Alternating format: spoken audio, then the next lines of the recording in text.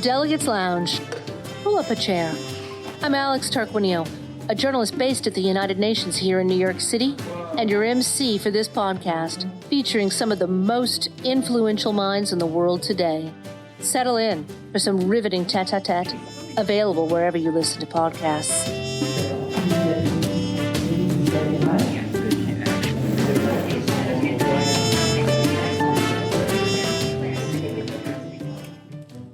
Welcome back. It's the first day of the high-level week at the United Nations here in New York, and we'll be hosting you in the Delegates Lounge all week long. This is the UN's annual homecoming week in September, when world leaders converge on New York to speak before the green marble rostrum in the General Assembly Hall, and to mix it up with other VIPs. We'll be bringing you interviews with ministers and senior diplomats. We're very pleased to begin with Ambassador Robert Wood, the Deputy Permanent Representative of the United States to the United Nations here in New York. He's a career diplomat who has served in postings throughout the world. He's also a familiar face in the Security Council, where he often represents the United States. He sat down with us here, inside the United Nations headquarters, to discuss the Pact for the Future, a new wide-ranging document setting out a laundry list of goals to include curbing climate change, improving humanitarian relief, and reforming the UN itself. We also talked about many of the gravest conflicts in the world today: the Middle East, Ukraine, and Sudan. Here's our conversation.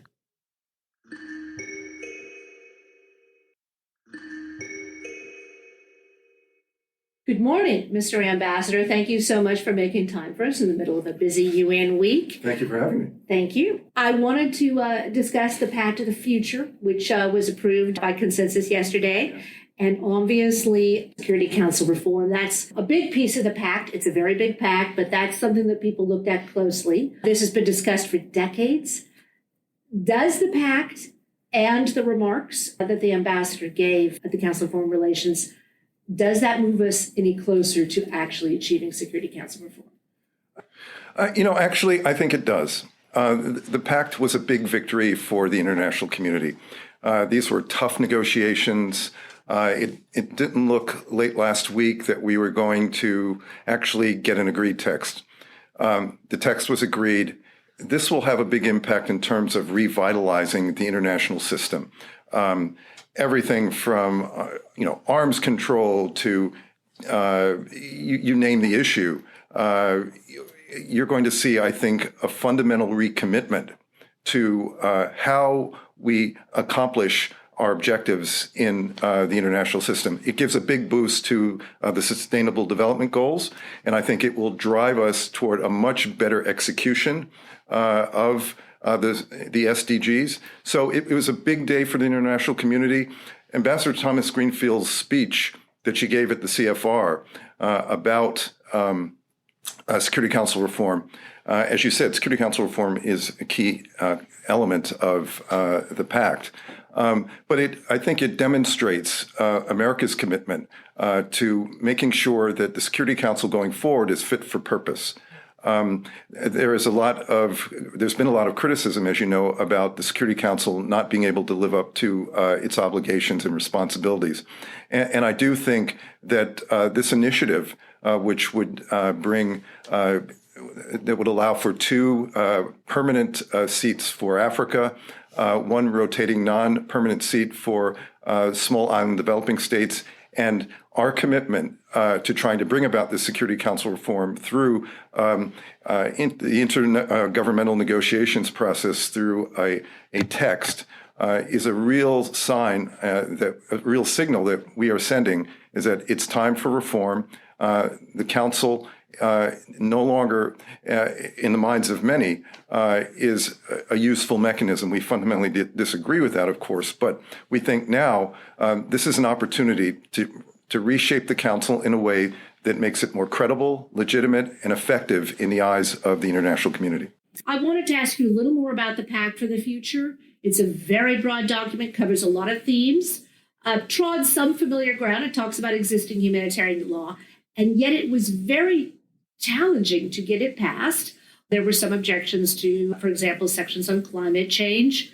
And of course, there was the famous amendment that went nowhere, but was proposed by Russia at the last minute. Tell us a little more about what you think in the pact is good and can be built upon. Well, there's so many good things in the pact. I mean, this was the product of some very, very difficult negotiations. But one of the things I do want to say very clearly is that the reason we were able to get to the point where we could get this adopted was through American leadership. We, from early on in the process, invested a lot of time and energy and resources and commitment to helping to shape this in a way that would be satisfactory to as many countries as possible. So we worked very closely with the Global South. We worked with other partners to try to see if there was a way we could come to agreement. It's a grab bag of issues. Security Council reform was an important one. You talked about, digitization is one of those big issues. The Digital Compact, which was a greater piece of this.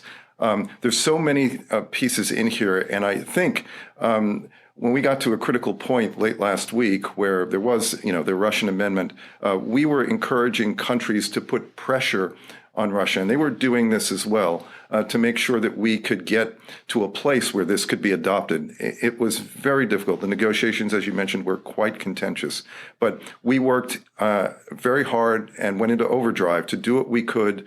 There were a lot of things in this document that the U.S.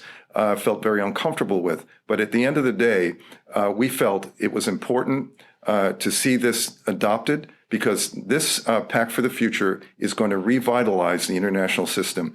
And that has been a policy goal of the Biden administration from the beginning. So we're very pleased with the fact that we have this. It is a blueprint to take us forward, to make the international system more responsive, more pragmatic, more legitimate, and frankly, give people around the world a sense of hope. That our international system is going to be revitalized and modernized and fit for purpose so that it can address the concerns that people around the world have about the UN system. And hopefully, by adopting this pact, we will start to see improvement in the lives of people all around the world.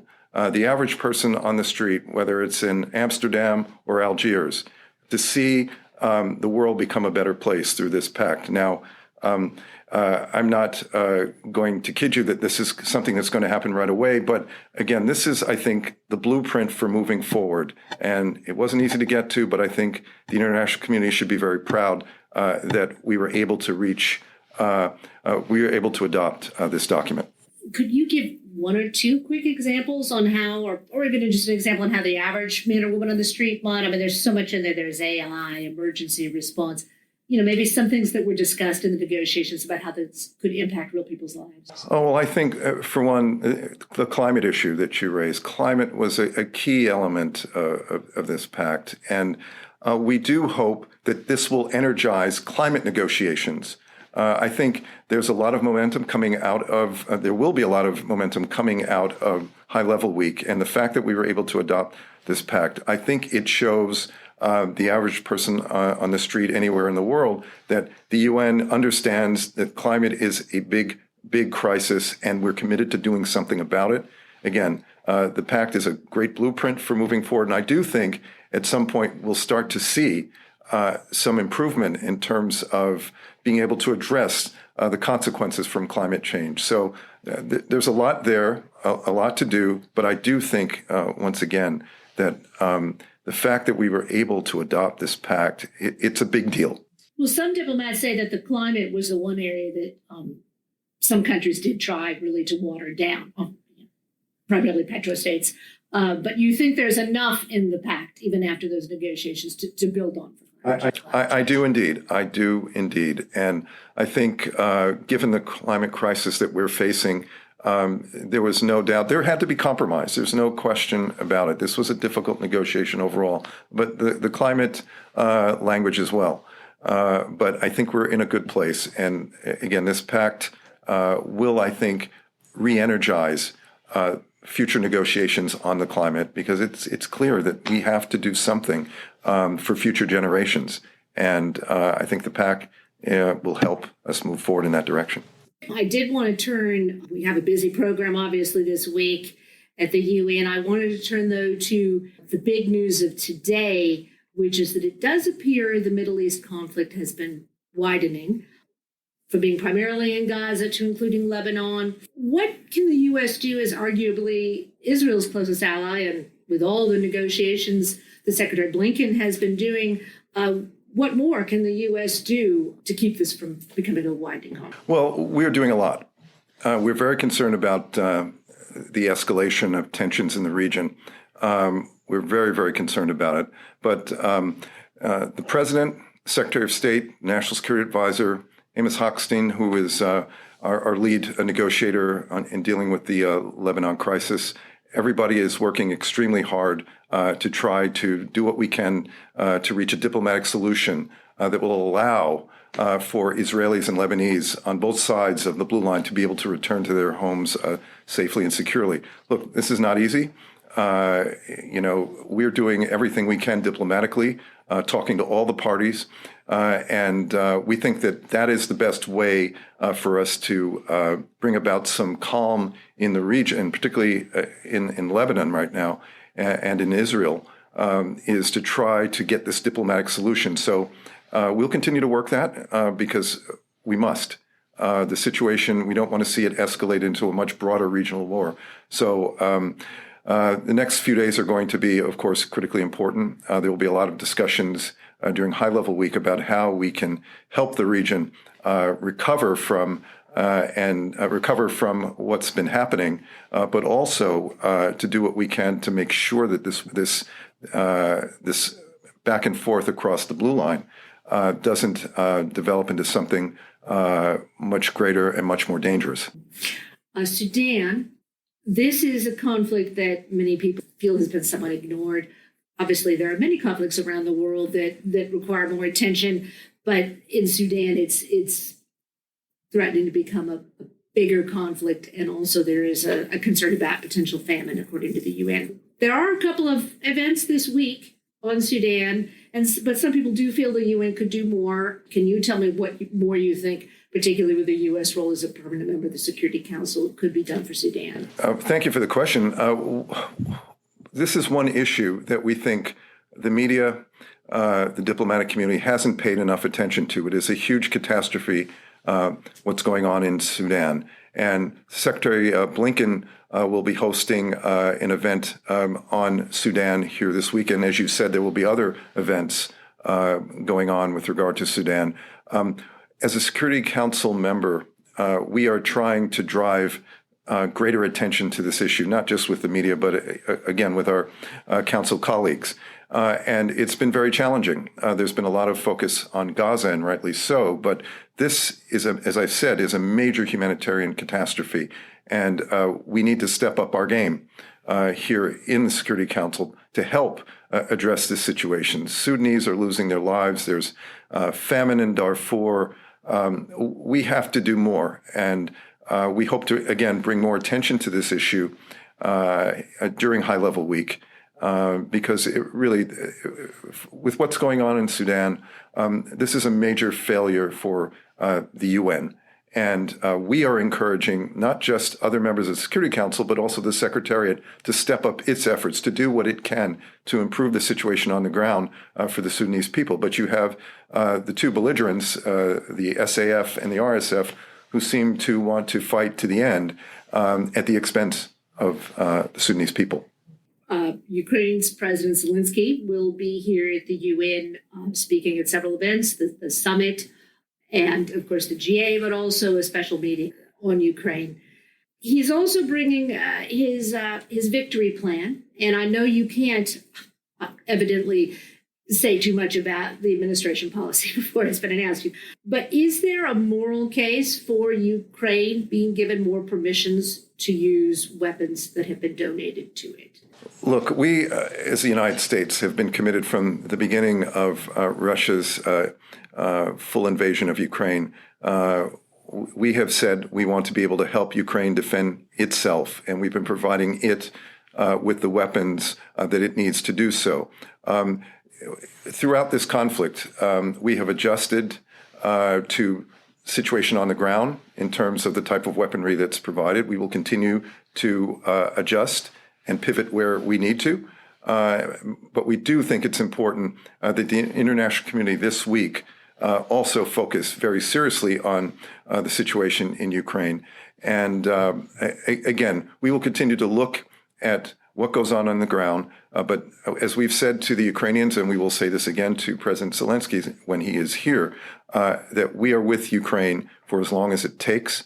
And we will do everything in our power, along with our allies, to make sure Ukraine has what it needs to fend off this horrible invasion of Ukraine by Russia. And I think this week will also be an opportunity to focus attention on what Russia is doing, the horrible things that it is doing in Ukraine. So it'll be a great opportunity. As you know, President Zelensky will also be going to Washington, where we'll have meetings with President Biden. And we can't forget this conflict. With so many other conflicts going on, we cannot forget what is happening to the people in Ukraine. I did want to ask you about Iran.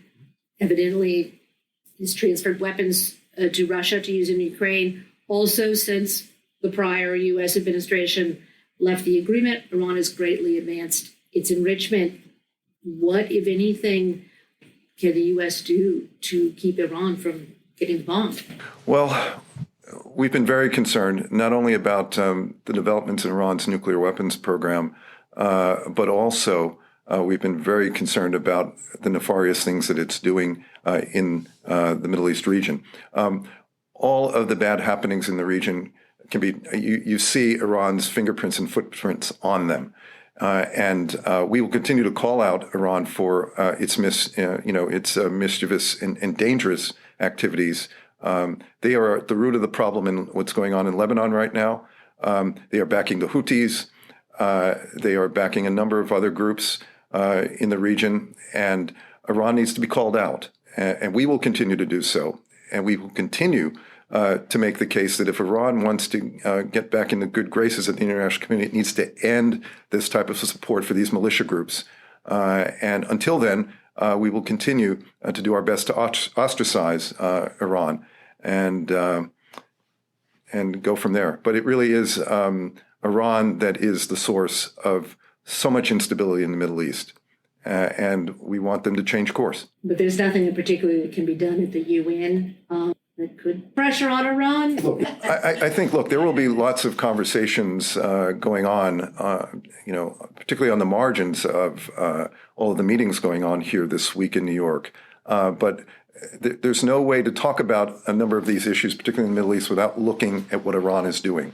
And so I think it's important for all of us to focus on what the root causes are of many of these conflicts in the region. And I do think that if you look closely, you'll see that Iran is involved deeply and very seriously in fomenting this,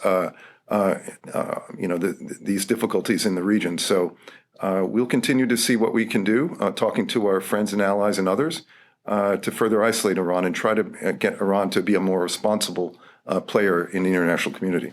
I did want to end on a lighter note. I'm asking all of the diplomats who speak with us this week about something from their cuisine. Could be food, could be drink, could be something that you have traditionally at home. Obviously, American cuisine is very multicultural, so for you, it could just be a personal favorite recipe. But would you like to share that with our listeners? Yes. I mean, one of my favorite dishes, and it is a multicultural dish, is eggplant parmesan. And I know there are many countries kind of claim ownership of this dish. It is my favorite. When I go back to Washington on the weekends, my wife and I, let me be honest, my wife prepares it for me. She's a wonderful, wonderful cook. And the type of mozzarella cheese she uses and the type of eggplants are just wonderful. And I do help her from time to time make it with a little pasta on the side. And it's just something that I enjoy thoroughly. And it relaxes me quite a bit to have that along with a little glass of wine.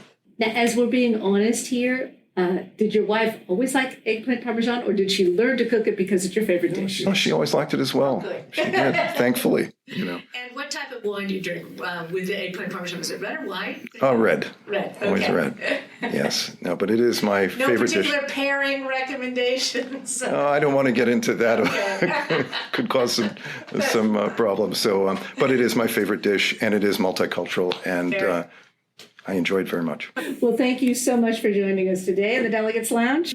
And good luck with the rest of the high-level week, Mr. Ambassador. Thank you very much for having me, and we'll certainly need the good luck.